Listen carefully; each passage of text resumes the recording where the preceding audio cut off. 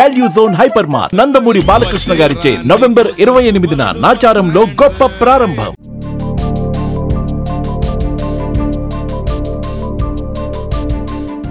ఓ 15 ఏళ్ల కిందట హైదరాబాద్ లో ఇరానీ చాయ్ 5 అంటే 5 రూపాయలకు దొరికేది.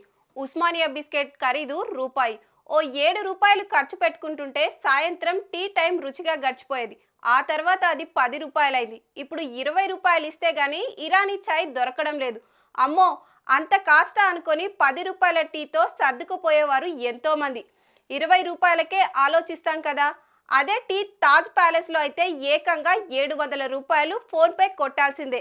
అడ్డంగా డబ్బు సంపాదించే వాళ్ళు తప్ప ఇంత కాస్ట్ పెట్టి టీ తాగడం ఎవరికి సాధ్యం, ఎలా సాధ్యం అనుకొని నిట్టూరుస్తాం. కానీ అదే దుబాయ్లో ఉండే బుర్జ్ ఖలీఫాలోని ఓ టీ రెస్టారెంట్లో టీ ఖరీదు ఎంతో తెలుసా? ఏకంగా 1,00,000 రూపాయలు.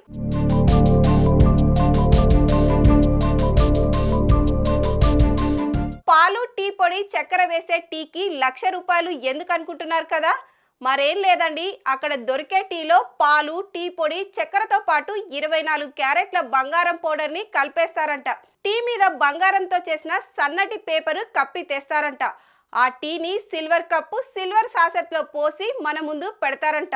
సో బంగారం రజనితో తయారైన టీ కాబట్టి దాన్ని 1,00,000 రూపాయల కంటే తక్కువ అమ్మితే ఏం గిడుతుంది అంటున్నారు ఆ టీ షాప్ యజమానులు.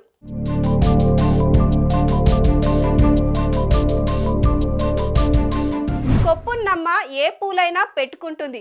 సంపాదించిన సొమ్మును ఎలా ఖర్చు చేయాలో అర్థం కాని బడాబాబులు ఇలా 1,00,000 రూపాయల టీని తాగేస్తుంటారు. అదృష్టవంతులు మరి.